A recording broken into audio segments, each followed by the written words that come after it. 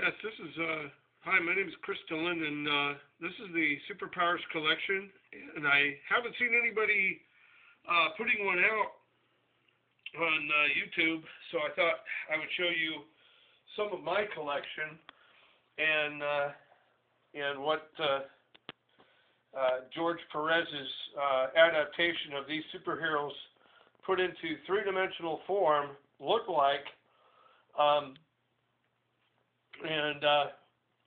They're really unique. They started in 1984 for Series 1.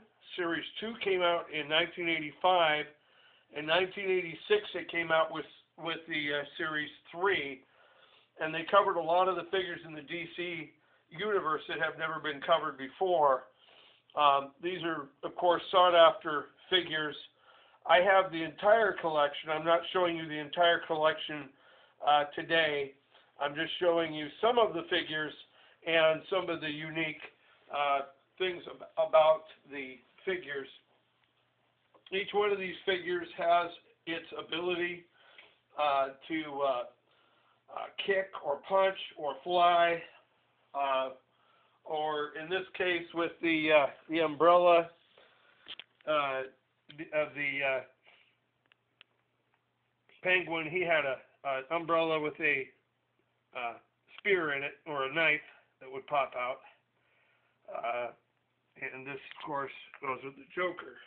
With the Penguin.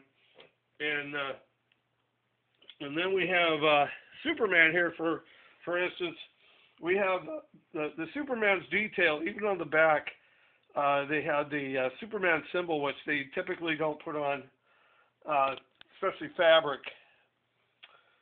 And when you squeeze Superman's hands together, he punched, obviously. And he punches pretty good after 26 years.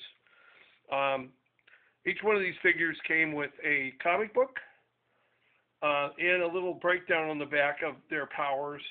And I have this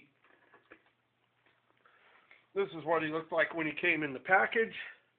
There was also a Clark Kent offer, which I do have Clark Kent, and he, of course, if you see the two side by side, you just could not tell that that's Superman at all, but he also had a punch. He could punch, and they left his hand open, I think, so you could put a carrying case or something in his hand to make him look like a weenie, or some kind of a wimp. But in the back, of course, it talks about his enemies and what he's got. So I also have the Batmobile, and I also have the Delta Probe 1, and I also have the Justice Hall of Justice. Now this is Batman here. This is him unopened. Each, of course, came with a comic book, and that's the packaging. Now, back in these days, we didn't really have a big market for people to keep their cardboard and whatnot in pristine condition. It wasn't or their backing card wasn't really a big issue. People weren't really collecting these things to save forever. I started actually collecting in 1982 with the Marvel Super Secret Wars, and pretty much they used the same body, but they painted it a different way. But with these figures, each one of these figures was done uniquely and individually to each character. Like, for instance, Robin, his entire body, he has some sort of a karate ability with his karate hand, so he chops. But you don't want to get too carried away with 26-year-old figures. And but his knees and everything, the knees on each one of these were customized, the body, everything for these certain figures. Of course, with other figures up to that time, which there wasn't too many made, they did a cookie cutter and then they painted it differently. For instance, Wonder Woman, she had the power to deflect bullets, ding, ding, ding, and of course Flash. And if you look at Barry Allen, look at his face. It really does look like Barry Allen, and he has the super speed ability. Again, these figures are 26 years old. this was the figure that I actually contacted Kenner. I actually called them on the phone and I said, I'm really worried I'm never going to see a Cyborg. They said, write me a check. Write us a check and we will send you one in the mail. This one came directly from Kenner.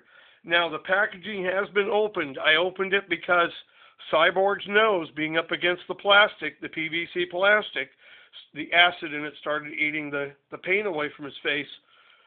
So I went ahead and got in there and I dabbed his face off really good, and then I put it on as best I could. So, but yeah, Cyborg was the one that if you found a Cyborg, you were walking water. He's like the holy grail of this. And the fact that I had to open him, I knew it was going to take $50 or $60 off of him. Yeah, just a fantastic bunch of toys.